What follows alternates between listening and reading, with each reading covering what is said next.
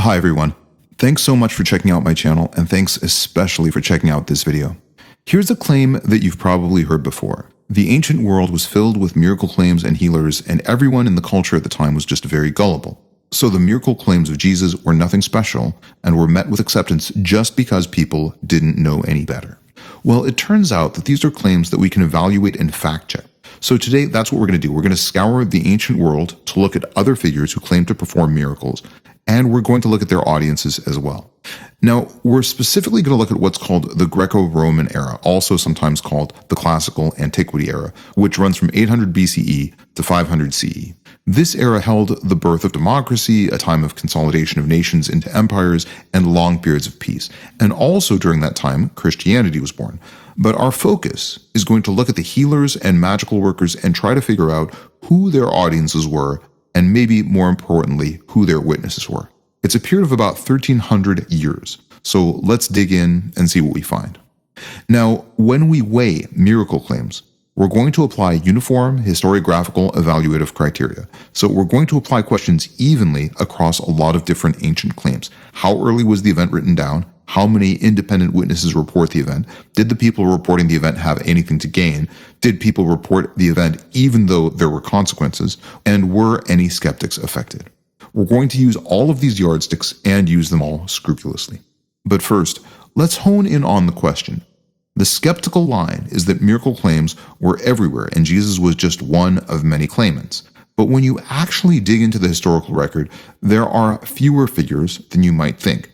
That genuinely surprised me. And even among the few figures that are in the historical record, the evidence that we have that anyone saw any of them do anything even remotely supernatural really thins out very quickly. By the way, I want you to all acknowledge how important this is. This conversation, this research that I'm going to present, cuts to the heart of whether we should take the attestations and testimonials about Jesus seriously or whether we should treat them as triviality, like one among a number of miracle workers, healers, and pretenders from the era of antiquity. If there was nothing special about Jesus, then we would expect to find a lot of comparators. Now, if we do find an asymmetry in the evidence, then that doesn't necessarily mean that atheists should throw away their worldviews. But I do think that if that is the case, then non-believers and deniers of Christianity have to explain why the asymmetry exists. I was not expecting to find a steep asymmetry, and I mean that very sincerely. So I think that at least some of you might find these results surprising as well. All right, here are the 4 ground rules, and I'm applying them to everyone. First, let's talk about bucketing. I treat every set of healing miracle claims as one instance. That's principled because we can't really get that granular as we look at every instance where someone was healed. Also, if there's one source with a lot of narrative claims, then that still really should only count as a single source. Second, along those same lines, every written attestation counts as one witness. Each author or text gets counted once. Again, the goal is to be principled. Third, lag is measured from the event to the first time it was written down, not from the oldest surviving copy. And fourth, the honest caveat is that this framework does reward early writing, which actively disadvantages traditions that were carried orally for centuries, like the Buddhist and Hindu material. So the scores that we're going to evaluate reflect the surviving written records, not the inherent worth of the tradition. All right, let's start with the Christian claims, including the healings and resurrection of Jesus of Nazareth, and then we'll work outward to the strongest comparison cases. So we're going to separately weigh the miracle healings of Jesus and the resurrection. All right, we'll start by looking at Jesus' healing claims. As you all probably already know, Jesus was active in a fairly short time window for about 3 years or so in around the year 30 CE. By the mid-50s, Paul writes down his agreement that there were signs and mighty works, and that's the first attestation. But still, within a generation, we have Mark in around 65 to 70 CE, who provides more narrative detail and fleshes out the stories. Shortly after that, within the edge of the time frame of a generation, we have Matthew, and then later Luke and John. It's debatable that there was some earlier Q source, but let's put that aside. Those are still independent streams and traditions that offer differing details. And we do get hostile concessions from Josephus, from Celsus, and from rabbinical tradition. Josephus is interesting, and he calls Jesus' works paradoxical deeds. But most people who take this phrase as authentic interpret that to be some sort of endorsement of a wonder-working reputation. Also, Josephus is, of course, as you all probably already know, not a Christian, but he is very central to the story of Jesus, and he was the governor of Galilee, the birthplace of Christianity, within about 10 to 15 years of the death of Jesus. So that makes his testimony very helpful. Now, we also have an itinerant teacher tradition from Quadratus, who in the early 2nd century claims that some of the people healed by Jesus, were still around within living memory. And by the way, he writes this in a letter to the emperor. He's not trying to recruit followers. He's making claim to someone who would be able to punish him for reporting falsehoods. That's an attestation in the face of potentially steep consequences. Now, I won't list all the sources, but some of them are here on the screen. But here's an interesting bottom line. There are no surviving ancient sources that say that Jesus did nothing unusual. Even very hostile Jewish and pagan writers conceded the deeds of Jesus. They didn't deny them, they reattributed them, usually to sorcery. That's a very different situation from silence. Now, here are the outside attestations for the healings, with the earliest first. Again, we're not going to go through all of these, but when you take this body of writings together, this shows that the reputation of Jesus as a healer was early, widespread, and conceded even by the enemies of early Christianity. Josephus, around 93, calls Jesus a doer of paradoxical deeds. Many others echo this. The pattern is concession plus reattribution, and that pattern repeats over and over again. That's not denial. Now, again, there are multiple sources, and they're not just limited to canonical Christian writings. Now, let's turn our focus to the resurrection. The first important data point that we have is a creed that Paul quotes in 1 Corinthians 15. This is the First Corinthians Creed, and like some other passages in the New Testament, this actually predates Paul and indicates a very early time frame for this belief, beginning roughly within 1 to 2 years of the death of Jesus. And that's actually a shared impression by many scholars on all sides of the theological spectrum. So the belief in the resurrection was around within 1 to 2 years of the death of Jesus. Now first, that's much earlier than any other attestation anywhere on the list in this video. Second, this is much too early for this to be legendary inflation. Now, some people like to say that some parts of the Gospels could have been later legendary inflation, but the belief in the resurrection shows up early, and it's at the heart of Paul and also all 4 Gospels. That's definitely not the earmarks of legendary inflation. There is also a set of minimal facts, core details, that the majority of scholars grant, including skeptics. Those narrative elements include death by crucifixion, the disciples' experiences, very early proclamation, the conversion of a skeptic, James, and a persecutor, Paul, and finally, an understanding that people were punished and jailed for this belief, and that some even died. Of course, there are no neutral sources for the actual resurrection of Jesus, but asking for a neutral source is flawed in its premise. No one's going to say that they believe that Jesus resurrected from death, but argue that they're still neutral and that this isn't a belief that would influence them. Obviously, if a first-century witness believes in the resurrection, then they would probably be classified as a follower of the movement, so the no neutral observer argument isn't really relevant. But let's look at some relevant outside attestations. Christian writers affirm the core belief. But there are hostile sources which offer alternative explanations, which means they're conceding there was something that needed explaining. We have other sources outside of the New Testament, though. I'm not going to go through all of these, but there's Clement of Rome in the 90s, Ignatius around 107 CE, and Polycarp. And we also have Tacitus, Pliny, and Lucian, who all attest the crucifixion, the worship, and the belief, although again, they don't endorse the resurrection itself. Now, from the hostile Jewish side, there are several polemic responses, including the body theft explanation, which is already presupposed in Matthew 28, and which actually concedes an empty tomb. Plus, there is a series of Talmudic passages that attack Jesus for sorcery and for leading Israel astray. There's also the Toledot Yeshu. Now, we don't have the original writings, but the core narrative of that Jewish source probably originated in at least the 2nd century. Again, the shape is concession of something paired with a rival explanation. So let's count some of the witnesses that we have. Within the first 50 years, by about the year 83, at least 7 named individuals affirm in writing that Jesus rose: Paul, Mark, Matthew, Luke, James, Peter, and Jude. Within the first 100 years, by about 133, they're joined by John, Clement, Ignatius, Polycarp, Papias, Quadratus, and Aristeas. That's at least 14. For the healings, we have at least 5 named individuals within the first 50 years: Paul, Mark, Matthew, Luke, and Peter. And within 100 years, we have John, Quadratus, and Aristeas joining them for at least 8. Now, we're going to look at the comparisons, but as we do so, you'll see that no other numbers match these. So here we have an overview. Now, this table measures for each figure how long it took to be attested by 1, then 2, and then 3 separate named texts. And here's the headline: Not one in-window comparator ever reaches 3, ever. Now, Emperor Vespasian gets to 2, but the second attestation is about 50 years out. And some have argued that the tone here was actually satirical rather than affirming. Apollonius, the next best comparison figure, gets one source 150 years later, and then we have Hanina ben Dosa, Honi, Empedocles, the Buddha, Mani, and Mahavira. They said it 1 or 2, but usually the gaps run for centuries. Jesus is the outlier on this list, and he's an outlier by a very large margin. It's really not even close. Now, I don't want to overstate the evidence, and I do want to be measured, so this is not absolute proof of the miracle claims about Jesus, but I think we'll be left with a more narrow but still important set of claims. First, the popular line that there's no evidence is probably an overstatement. We do have a lot of attestations plausibly within a generation. Second, we're looking at 1,300 years, and even in that vast epoch, there aren't many ancient comparisons at all, and none really match the documentary record around Jesus.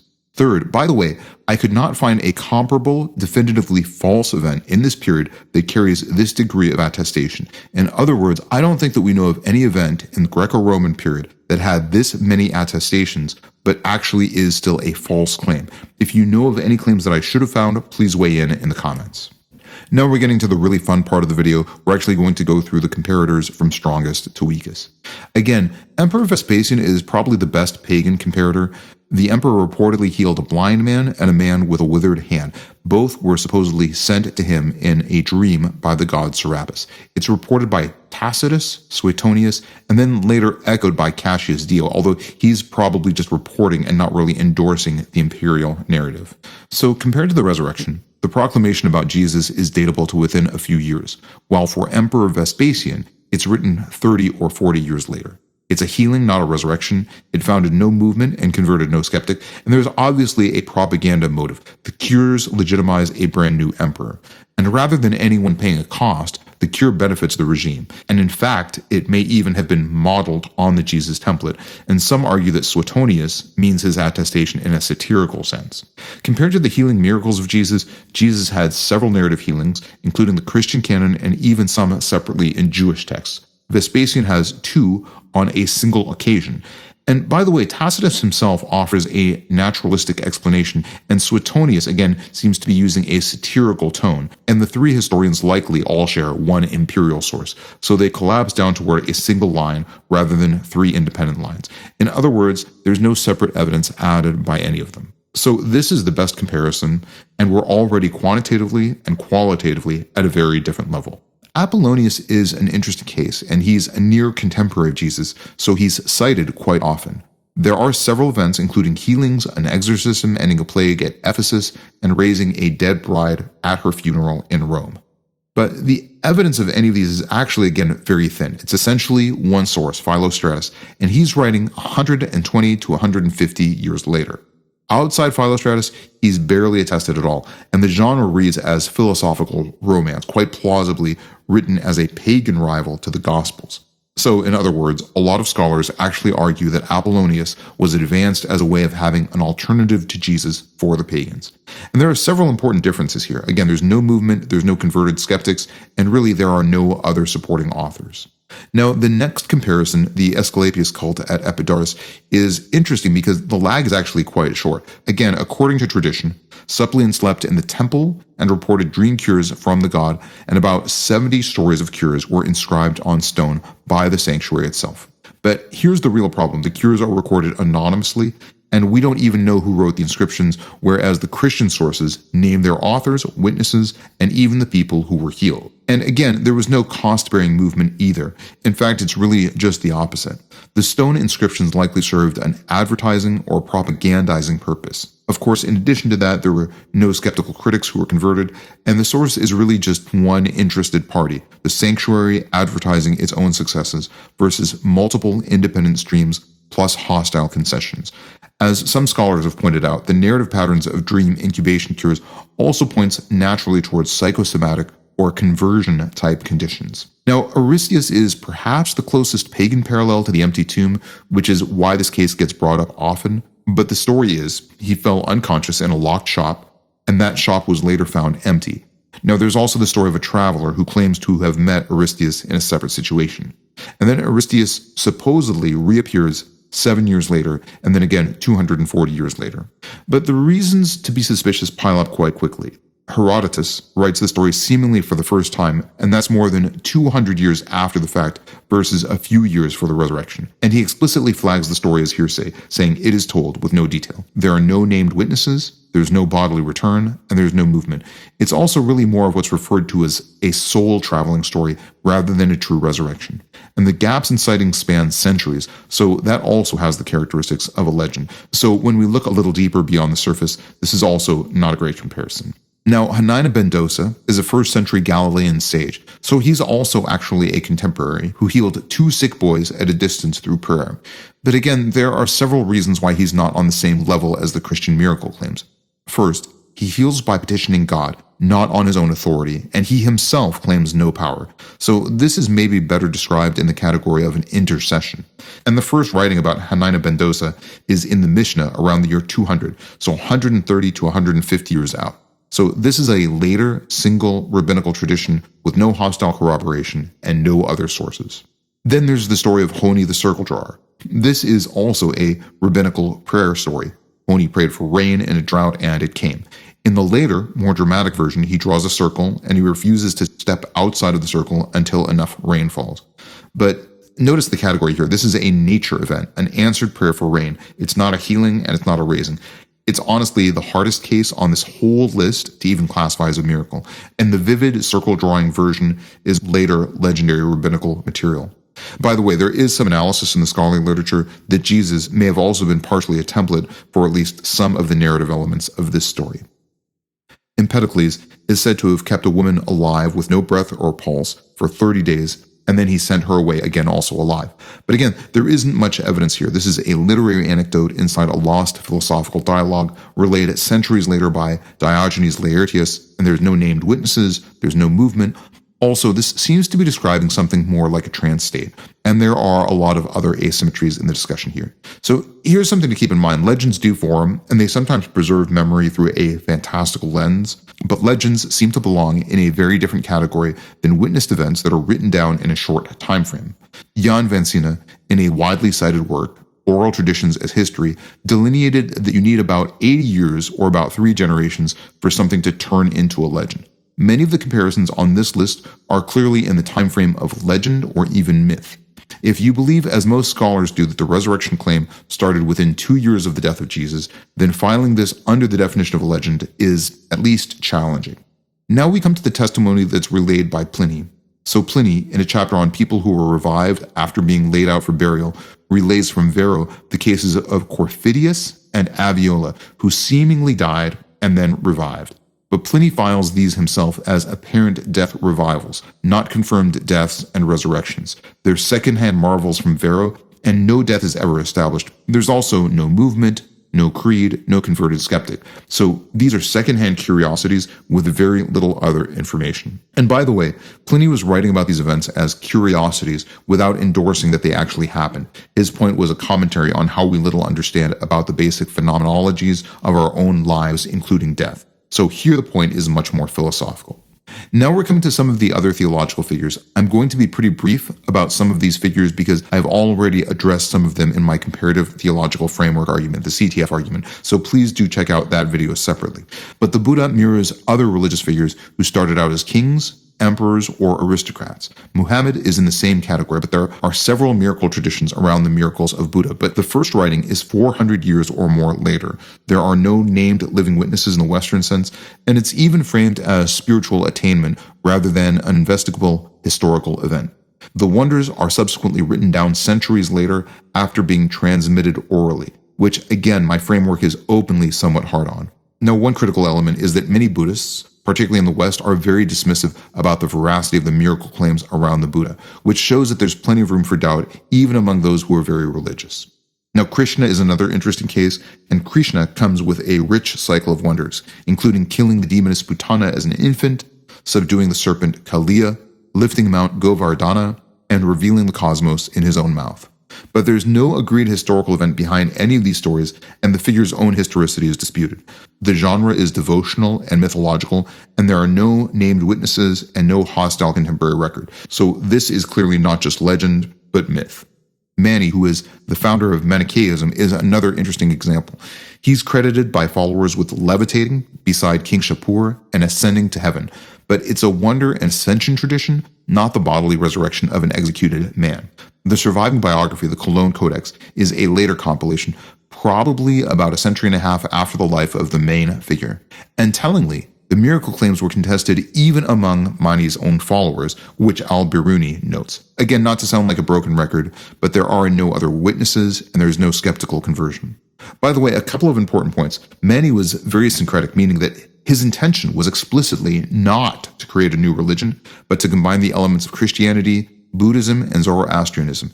He would even rename deities to reflect varying local cultural and religious milieus. But his later followers were trying to deify and promote him by mimicking healing claims of Christianity.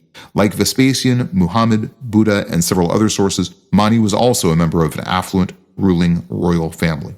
Mahavira was the last Tirthankara and essentially was the founder of Jainism. Later Jain texts attribute extraordinary signs to him, but there is again a long oral transmission gap before writing on the order of 9 centuries with no early creed and no named living witnesses. The miracle claims are a minor and later feature, and even the tradition is internally conflicted about dates and other historical details. Also, Mahavira was a member of the ruling oligarchy.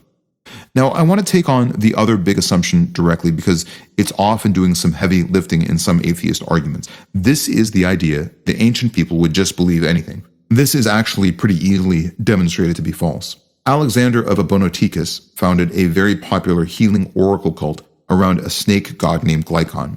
Lucian of Samosata, a noted satirist, went and investigated it in person, and he quickly exposed exactly how the trickery worked. But the spectacle really was very impressive. There was a domesticated snake in what was essentially a costume. There was a crane and windpipe tubes. So there were a lot of auditory and visual special effects. And there was a cult of engaged participants. But here's where things get kind of murky. First, Lucian of Samosata exposed the cult, showing that there was a mechanism for everything that happened. Second, in all probability, many people were probably just drawn to the spectacle as performance art, like a circus. There were wonders which were based on mechanical tricks, but at least part of the social value was taken as entertainment, and the magical aspects were debunked by Lucian. The point is that ancient critics scrutinized and debunked fraud. In addition to Lucian, the Epicureans were actually very organized skeptics, and by the way, the first century Jews were also very skeptical and were very keen debaters. But here's the real critical asymmetry that matters. Fraudulent cults drew contemporary exposés. The hostile sources around Jesus, Celsus, Josephus, the rabbis, never exposed a mechanism. They conceded the deeds and they reattributed them. That's a different response to a different kind of case. Now, Josephus actually sharpens our insights into the first century. He lists off several figures who were failed prophets. He then lists the specific prophetic failures of these individuals, and he notes that their respective movements collapsed after their prophecies failed. This shows that there is skepticism by paradigm and also by practice. In other words, if someone was a prophet, then there was some anticipation that there was a likelihood that their prophecies would fail, and the expected outcome was dissolution of the movement. But Josephus does show not only that there was skepticism, but also that there was justification of that skepticism. By the way, if creating healing cults had been easy, then we would expect that there would have been more figures in this category. But we also have individuals who are examples of people who would have liked to have had the reputation of Jesus, but did not. Now, before we close out, and because I'm likely to get some questions about other mythical figures, there are motifs that come up in every debate, but they don't belong in the scored comparison because they aren't historical event claims about a real person returning to ordinary life. Scholars like Jonathan Z. Smith have largely rejected the whole dying and rising gods category as a case of parallelomania. To mention some of the names that come up more often, Osiris and Dionysus are divine myths about gods, not about a historical person. Romulus is an apotheosis, taken up to become a god, not a bodily return. Zalmoxes is a staged return, he hid in a chamber for years, and Herodotus himself is skeptical. Zoroaster's wonders show up only in much later texts, and his dates are wildly uncertain. Rama is an epic avatar with no historical setting, same category as Krishna. And Lao Tzu's historicity is doubted, with the divine traditions being late Taoist additions. Now, this could be part of a larger discussion, but I'm only bringing up this category to show how these cases are actually quite distinct from the story of Jesus. Now, in the interest of time, I'm not going to deal with Islam much. The main reason is that it is outside of my time frame, and also I previously addressed this in the CTF argument. But I'm including this here because I thought it would come up, so here's the slide. But for more in-depth discussion, my CTF video is linked, and it's also in the description. All right, so here's everything in one place. Every claim, its category, when the event is dated, when it was first tested, and the lag. And we have the same columns for all of them.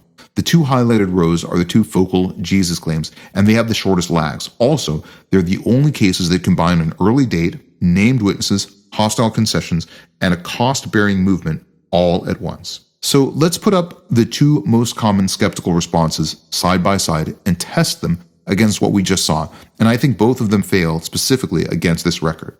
Response 1 is Jesus was nothing special, there were healers everywhere. But I think we've thoroughly debunked this argument. Named witnesses in writing within 100 years. The resurrection reaches 14, the healings reach 8. The best comparator, Vespasian, reaches 2, and the second one is 50 years out. Everyone else sits at 1, usually a century or more after the fact. So yes, other wonder claims did exist, that part is true, but not one of them matches the evidentiary strength of the Christian claims. Response number 2, everyone back then was just gullible. But we showed many counterexamples to this. First, we have Lucian, who dismantled the Glycon cult around Alexander of Abonoteichus. Also, Alexander of Abonoteichus, by the way, literally barred Christians and Epicureans from his rites because he felt like there were people that he just couldn't fool.